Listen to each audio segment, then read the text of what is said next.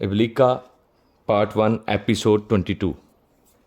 جمشید کے بعد ضحاک ایران کی قوم ماد پر حکومت کرنے لگا کہ اس کی زندگی میں پھر ایک انقلاب رونما ہوا۔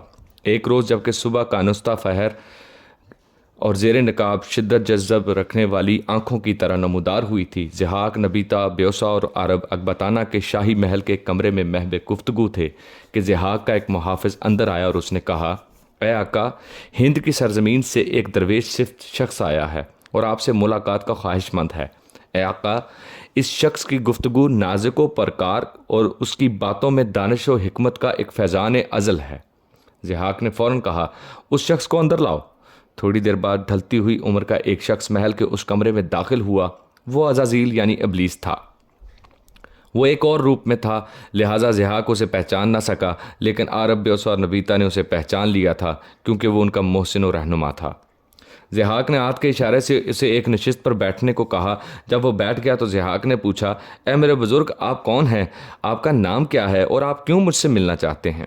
عزازیل نے کہا، اے بادشاہ، میں ایک اسم بامسمی ہوں۔ میری ماں نے میرا نام حکمت رکھا تھا، جبکہ پیشے کے لحاظ سے بھی میں ایک حکیم ہوں۔ میرا تعلق ہند کی سرزمین سے ہے۔ مجھے خبر ہوئی ہے کہ آپ نے جمشید کو زیر کر کے اس کی سلطنت پر قبضہ کر لیا ہے، لہٰذا میں آپ کو مبارکباد دینے آیا ہوں۔ میں جمشید کے پاس بھی آیا کرتا تھا، اسے اچھے اچھے مشورے دیتا تھا، پر اس نے میری کوئی بات نہ مانی، خدائی کا دعویٰ کیا اور تباہ ہو گیا۔ عزازیل ذرا رکا، پھر اپنے مکر و فریب کے جال کو اور دراز کرتے ہوئے اس نے کہا، اے ضحاک، خدا اپنی ذات میں حی القیوم اور جلیل المعتبر ہے۔ وہ چاہے تو تاجوروں کو خاک نشین کر دے اور چاہے تو چرواہوں کے ہاتھ میں وقت کی لگام دے دے۔ اس کی حکمت میں کوئی شکوہ نہیں کہ اس کی ذات سہو اور خطا سے پاک ہے۔ میں اس کی نگارہ خاکی سرشت میں لغزش و سہو ہے، اس کی خمیر میں حق و تعجیل ہے، اس لیے ہمہ وقت مضطرب اور مستعجل رہتا ہے۔ اے ضحاک، یہ فیض خورشید سے جو یہ جہاں روشن ہے، اس نیر درخشاں سے جو یہ عالم تابی ہے، تو یہ سب خداوند جلیل کے کرم کے باعث ہے، جو باہما اور بے ہما کف خاک کو دشت و صحرا، چاند تاروں کو خرام گلنار اور سایوں کو سعادت عصری عطا کرتا ہے۔ ضحاک نے کہا، اے بزرگ، تیری باتوں میں کہکشاں کے فرزندوں جیسا سکون اور صدفے دربستہ جیسا مشکینہ فسوں ہے۔ اپنی ایک تنیتی کا جال بچھانے کے بعد عزازیل فوراً اپنے مطلب کی طرف آیا اور چونک جانے کے انداز میں اس نے پوچھا، اے ضحاک، یہ تیرے دونوں کاندھوں پر کیسا ابھار ہے؟ کہیں تو عزازیل کے فریب اور مکر کا شکار تو نہیں ہو گیا اور تیرے دونوں کندھوں پر اژدہے تو نمودار نہیں ہو چکے؟ ضحاک نے حیرت سے عزازیل کی طرف دیکھتے ہوئے کہا، اے بزرگ حکمت، تیرا اندازہ بالکل درست ہے۔ اس موقع پر نبیتا نے درمیان میں بولتے ہوئے کہا، اے بزرگ حکمت، کیا تو عزازیل کے کاموں میں سے واقفیت رکھتا ہے اور کیا تیرے پاس اس غم، اس کا دکھ کا کوئی درماں اور چارہ بھی ہے یا نہیں؟ ایک آہ بھرنے کے انداز میں عزازیل نے کہا، اے خاتون، میرے پاس اس کا چارہ اور علاج ہے، پر ایسا لگتا ہے کہ ضحاک کے کندھوں پر عزازیل نے بوسہ لیا ہو۔ اور اس کی بات کاٹ کر ضحاک نے کہا، اے بزرگ حکمت، تیری سوچیں بالکل درست ہیں۔ میرے ان کندھوں پر عزازیل نے بوسہ دیا تھا اور اس کا اثر یہ ہوا کہ میرے کندھوں پر اژدہے نمودار ہو گئے جو پھنکار کر مجھے تنگ کرتے رہتے ہیں۔ میں انہیں کاٹتا ہوں، اس طرح ان کی زہریلی پھنکار سے تو مجھے نجات مل جاتی ہے، پر کاٹنے سے جو زخم آتے ہیں وہ آہستہ آہستہ ابھر کر پھر اژدہوں کی شکل اختیار کر جاتے ہیں، اور اس دوران میں ان زخموں کے اندر شدید تکلیف محسوس کرتا ہوں۔ عزازیل نے دکھ کا اظہار کرتے ہوئے کہا، یہ عزازیل بھی بڑا نامراد ہے، جس پر بھی وارد ہوتا ہے وہ آفغاں اس سے رخصت نہیں ہوتا اور اندوہ گراں سے اسے فرصت نہیں ملتی۔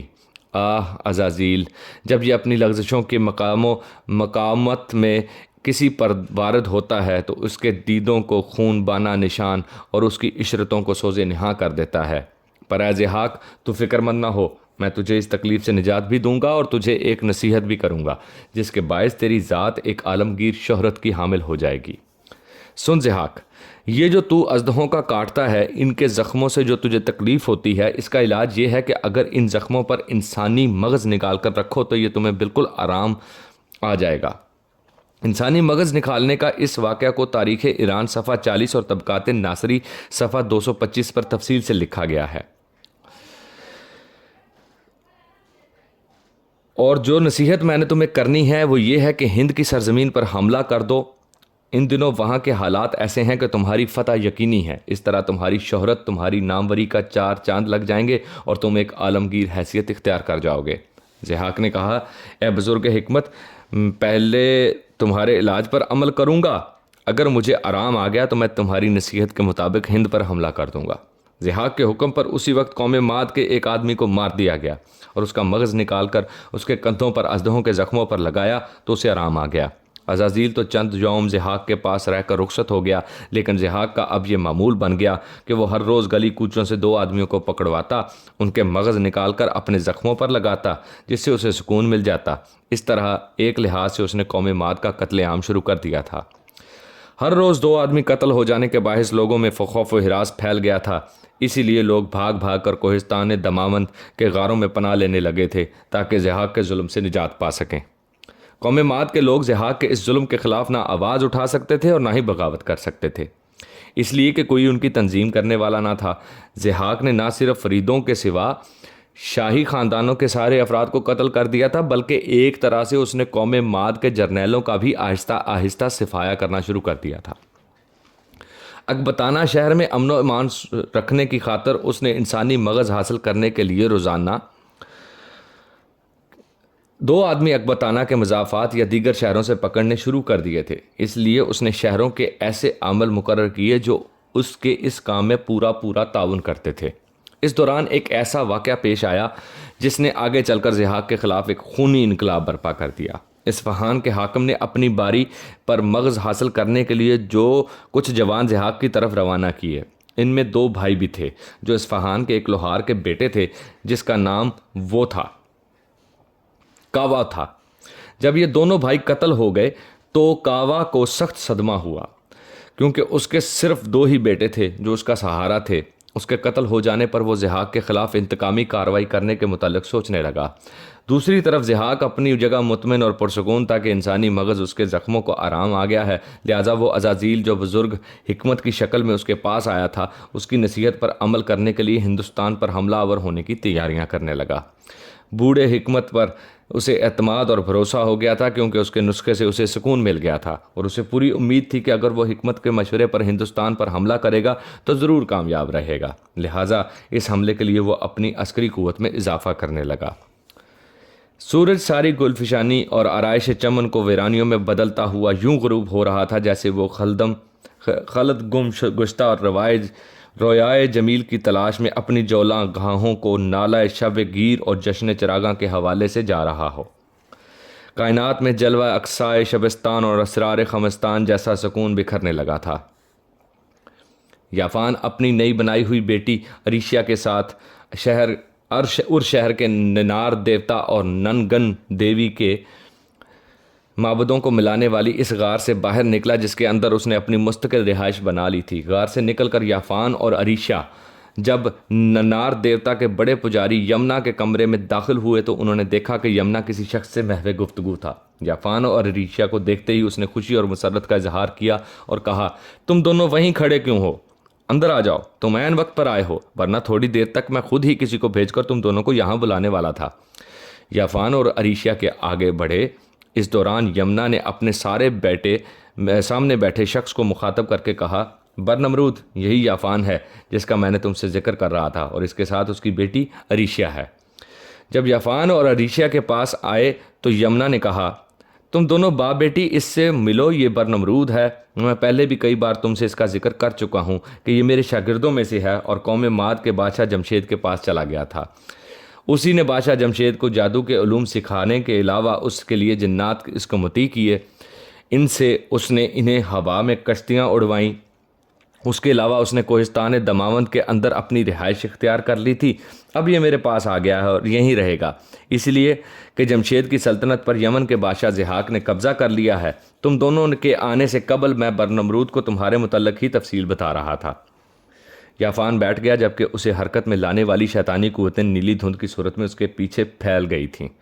برنمرود چند ثانیوں تک اس نیلی دھند کو دیکھ کر حیرت و تعجب سے دیکھتا رہا، پھر یافان کے چہرے سے نقاب ہٹا دیا تو وہ اور بھی دنگ رہ گیا۔ اس کی کیفیت دیکھ کر یمنا نے کہا، برنمرود، نیلی دھند کی صورت میں یہی وہ قوت ہے جو یافان کے تابع ہے، جس کے ذکر میں پہلے تم سے کر چکا ہوں۔ برنمرود کے بارے میں ابن خلدون نے اس کا پورا نام سواد برنمرود تحریر کیا ہے۔ قبل اس کے کہ برنمرود جواب میں کچھ کہتا، یافان نے یمنا کی طرف دیکھا اور کہا، اے یمنا، میں اس غار کے اندر اپنے زیر استعمال کمروں میں ایسا طلسم ڈال دیا ہے کہ اب وہاں کسی کو کچھ دکھائی نہ دے گا۔ بظاہر وہ کمرے ہی دکھائی دیں گے، لیکن ان کمروں کے اندر میں اور عریشہ کسی کو بھی دکھائی نہ دیں گے۔ اب میں تم سے یہ کہنے آیا ہوں کہ مجھے کسی ایسے شخص کی قبر بتاؤ جس نے انتہائی خونخوار اور گناہ آلود زندگی بسر کی ہو، تاکہ میں اس کی روح کی تسخیر کر کے اپنے قابو میں لاؤں، پھر اس روح کو بھیانک ترین صورت میں یوناف کے پیچھے لگا دوں، تاکہ وہ روح اگر یوناف کا خاتمہ نہ کرے تو کم از کم اسے ایسا روگ تو لگائے کہ وہ حرکت کے قابل نہ رہے، مفلوج ہو کر میری گرفت میں آ جائے اور میں اسے اپنی مرضی کے مطابق قرب و اذیت میں مبتلا کر سکوں۔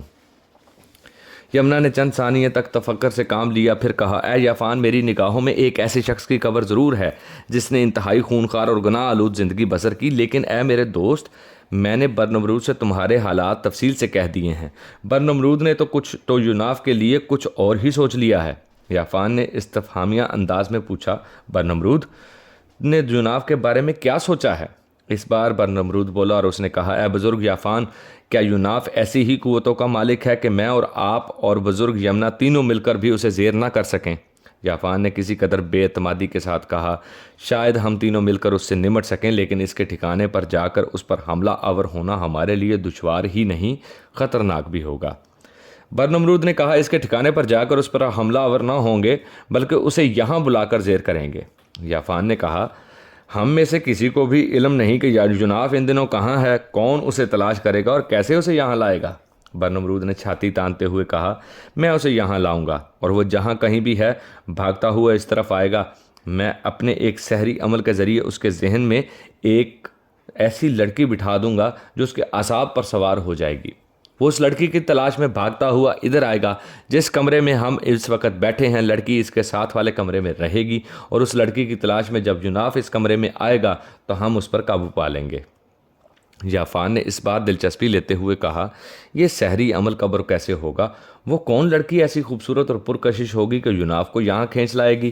برنمرود نے کہا، یہ سحری عمل آج ہی اور ابھی آپ کی موجودگی میں ہوگا۔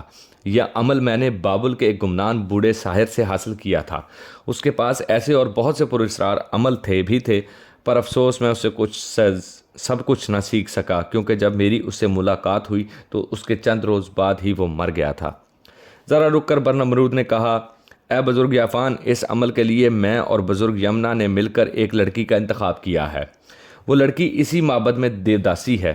بزرگ یمنا کا کہنا ہے کہ ار شہر کے اس کے گرد و نواح میں اس جیسی کوئی حسین لڑکی نہ ہوگی۔ اس معبد میں آئے اسے ابھی چند ہی روز ہوئے ہیں۔ بزرگ یمنا کا کہنا ہے کہ وہ لڑکی اپنی بیوہ ماں کے ساتھ رہ رہی ہے، اس کا کوئی اور رشتہ دار بھی نہیں۔ چند روز ہوئے اس کی ماں بھی مر گئی، لہٰذا اس نے اپنے آپ کو ننار دیوتا کے معبد کے لیے وقف کر دیا ہے۔ بزرگ یمنا نے اس لڑکی کا نام اکلیما بتایا ہے اور اس پجاری کو بھیج رکھا ہے کہ اکلیما کو یہاں بلا لائے۔ یافان نے کہا، تم دونوں میری ایک نصیحت پلے باندھ کر رکھنا۔ یوناف انتہائی خوفناک قوتوں کا مالک ہے، ہو سکتا ہے وہ اس سحری طریقے سے ہمارے ہاتھ ہی نہ آئے۔ اگر وہ یہاں آ بھی گیا تو اس پر دیکھ بھال اور سوچ سمجھ کر ہاتھ ڈالنا، ایسا نہ ہو کہ اسے اذیت اور کرب میں مبتلا کرتے کرتے ہم خود کسی کرب اور اذیت میں شکار ہو جائیں۔ برنمرود نے کہا، آپ بے فکر رہیں، اگر ہمارا یہ طریقہ اس کے خلاف کامیاب نہ رہا اور وہ ہماری گرفت میں آتے آتے نکل بھی گیا تو پھر ہم آپ کا طریقہ آزمائیں گے اور اس کے پیچھے وہ گناہ آلود اور خونخوار بدرو لگا دیں گے جو اس سے سارے حساب لے گی۔ ویسے مجھے امید ہے کہ اس سحری طریقے سے ہم یوناف پر قابو پا لیں گے اور اپنی خواہش اور مرضی کے مطابق اس پر ضرب لگا سکیں گے۔ اس بار بابل میں جب کہ میں ابھی جوان ہی تھا، ایک لڑکی پر اس عمل کو آزما چکا ہوں۔ وہ لڑکی بے حد خوبصورت تھی اور مجھے پسند آ گئی تھی اور اس پر میرا یہ عمل کامیاب رہا تھا۔ اس کے علاوہ دوسری بار برنمرود کہتے کہتے خاموش ہو گیا کیونکہ کمرے میں ایک لڑکی داخل ہوئی تھی۔ وہ ابھی نوعمر تھی، اس کا رخ گلگلوں، لب میگوں، جسم سرخ مونگے اور کندن کا سا تھا، سرخ یاقوتی ہونٹ، ایک فطری اور ملکوتی مسکراہٹ لیے اور اس مسکراہٹ میں اس کے دانت یوں لگ رہے تھے جیسے شفق کے اندر ستارے۔ وہ ننار دیوتا کے معبد کی داسی اکلیمہ تھی۔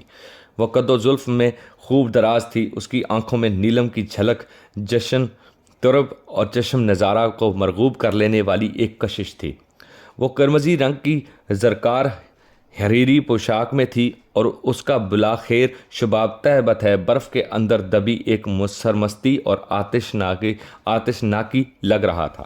یافان کی نئی بیٹی عریشہ بھی گو حسن میں بے مثل تھی، لیکن وہ بھی اکلیمہ کے حسن اور اس کی خوبصورتی کے جذب کو دیکھتی رہ گئی۔ وہ بھی محسوس کر رہی تھی کہ اکلیمہ فکر و نظر جیسی شوخ اور حسین، لال اور گہری جیسی پرتجمل اور رنگین ہوتے شام و سحر کی طرح اپنی جسمانی ساخت میں بھرپور مرصع تھی۔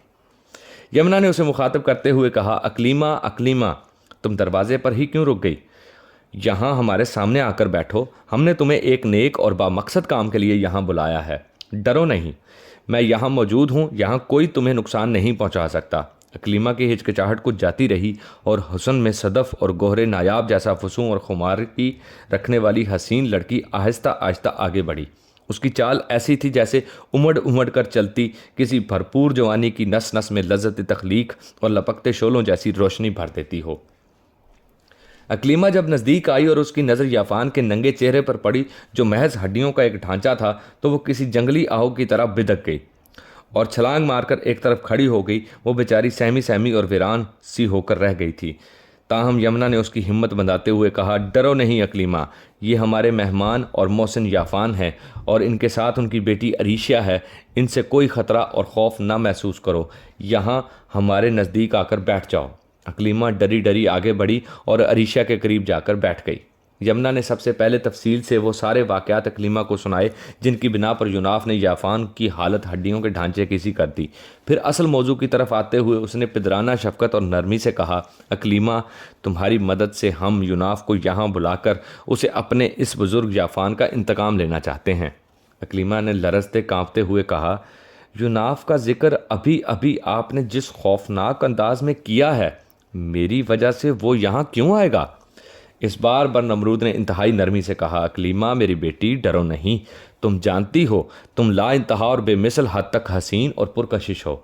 ہم ایک سحری عمل کے ذریعے اس کمرے میں بیٹھے ہی بیٹھے تمہاری بھرپور جوانی، تمہارے حسن، تمہارے جسم کے جذب کو یوناف کے ذہن پر وارد کر کے اسے یہاں آنے پر مجبور کر دیں گے، اور وہ جب یہاں آئے گا تو میں، یمنا اور یافان مل کر اس سے انتقام لیں گے۔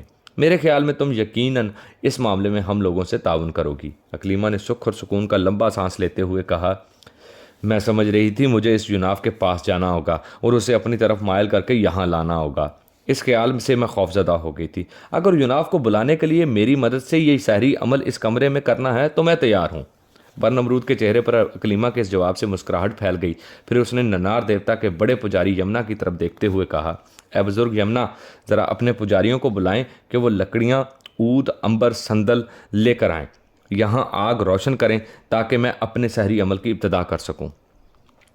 یمنا نے قریب پڑا ہوا لکڑی کے دستے والا ایک ہتھوڑا اٹھا گیا اور اس نے اسے اپنی پشت پر کی طرف لٹکتے ایک برنجی تشت پر دے مارا۔ ایک گونجدار آواز بلند ہوئی جس کے جواب میں ایک پجاری اندر آیا۔ یمنا نے اسے مخاطب کرتے ہوئے کہا، لکڑیاں، آگ روشن کرنے کا سامان، عود، عنبر، سندل یہاں لاؤ کہ ایک سحری عمل میں ابتدا کی جائے۔ پجاری واپس چلا گیا۔ تھوڑی دیر بعد جب وہ پھر لوٹا، اس کے ساتھ اس کا ایک اور ساتھی بھی تھا۔ وہ دونوں لکڑیاں جلتی ہوئی، ایک مشل اور دوسرا سامان اٹھائے ہوئے تھے۔ برنمرود نے اٹھ کر ان سے مشل لے لی اور دیوار میں اڑس دی۔ پھر اس سے کہا، یہ لکڑیاں اور دوسرا سامان کمرے کے سامنے والی دیوار کے ساتھ رکھ دو اور تم دونوں چلے جاؤ، آگ میں خود روشن کروں گا۔ پجاری لکڑیاں اور سامان وہاں رکھ کر چلے گئے۔ برنمرود نے اکلیمہ کی طرف دیکھتے ہوئے کہا، اکلیمہ تم اٹھو اور سامنے والی دیوار کے ساتھ جہاں لکڑیاں پڑی ہیں وہاں دیوار کے ساتھ لگ کر کھڑی ہو جاؤ۔ اکلیمہ خاموشی سے اٹھی اور دیوار کے ساتھ لگ کر جا کھڑی ہوئی۔ برنمرود نے اپنے لباس کے اندر سے ایک خنجر نکالا۔ پہلے اس نے اس خنجر پر کوئی سحر کیا، پھر حسین اکلیمہ کے جسم کے اندر ارد گرد خنجر سے دیوار پر لکیر کھینچتے ہوئے برنمرود نے دیوار پر اکلیمہ کے سر سے پاؤں تک ایک شبیہ بنا دی۔ پھر اس نے اکلیمہ کو وہاں سے ہٹا دیا اور دیوار پر بنی اکلیمہ کی شبیہ کے نیچے آگ روشن کر دی۔ اس آگ کے اندر اس نے عود، عنبر، سندل کی لکڑی ڈال دی۔ کمرے کے اندر خوشبو اور مہک بھر گئی۔ پھر برنمرود نے اکلیمہ سے کہا، اکلیمہ اب تم اس آگ کے پاس آ کر بیٹھ جاؤ، اور جس عمل کی ہم ابتدا کرنے لگے ہیں یہ ہر روز اس وقت تک ہوتا رہے گا جب تک جناب یہاں آ نہیں جاتا۔ اکلیمہ آگ کے پاس آ بیٹھی۔ یمنا، یافان اور اریشا حیرت و خاموشی سے برنمرود کی طرف دیکھ رہے تھے۔ کچھ دیر بعد برنمرود اپنا عمل کرتا رہا اور اکلیمہ اس کے پاس خاموش بیٹھی رہی۔ آگ کی وجہ سے اس کا چہرہ اور روشن اور خوبصورت ہو گیا تھا۔ اس لمحے آگ کے پاس اکلیمہ اور اجالے کی کوئی دھدیا لہر، پگھلے ہوئے سونے کی رخشندہ قرمزی موج اور کوئی کاف کی جادوگر شنگولی لگ رہی تھی۔ برنمرود نے اپنا عمل ختم کرنے کے بعد اکلیمہ سے کہا، اکلیمہ میں اپنا ایک عمل ختم کر چکا ہوں اور اب دوسرے عمل کی ابتدا کروں گا۔ اس دوسرے عمل کے ساتھ اب تمہارا کام بھی شروع ہوگا۔ اب تم کہو گی، میں اکلیمہ ہوں، میں ار شہر کے ننار دیوتا کی دیوداسی ہوں۔ یوناف میری طرف آؤ، میں تمہیں پکارتی ہوں۔ اکلیمہ نے کہا، میں اکلیمہ ہوں، میں ار شہر کے دیوتا ننار کی دیوداسی ہوں۔ یوناف میری طرف آؤ، میں تمہیں پکارتی ہوں۔ برنمرود نے کہا، اکلیمہ یہی الفاظ دہراتی رہو اس وقت تک جب تک کہ اس کے آگے کے شعلے اور پورا ٹھنڈا اٹھنا بند نہ ہو جائیں۔ اکلیمہ لگاتار وہ الفاظ دہرانے لگی۔ برنمرود نے اپنے دوسرے عمل کی ابتدا کر دی۔ اس عمل کے دوران وہ اپنے امامے کے پلو سے بار بار ہوا دے کر آگ کے شعلوں کو ہوا دے کر دیوار پر بنی اکلیمہ کی شبیہ کی طرف پھینکتا تھا۔ یمنا، یافان اور اریشا اپنی جگہ پر خاموش بیٹھے تھے۔ رات کسی خوشالحان ارگن کی طرح ہر ایک کو کنیزانِ شبستان اور تجدید نوازش جیسا سکون بخشتی ہوئی گزر رہی تھی، اور برنمرود کا سحری عمل جاری تھا۔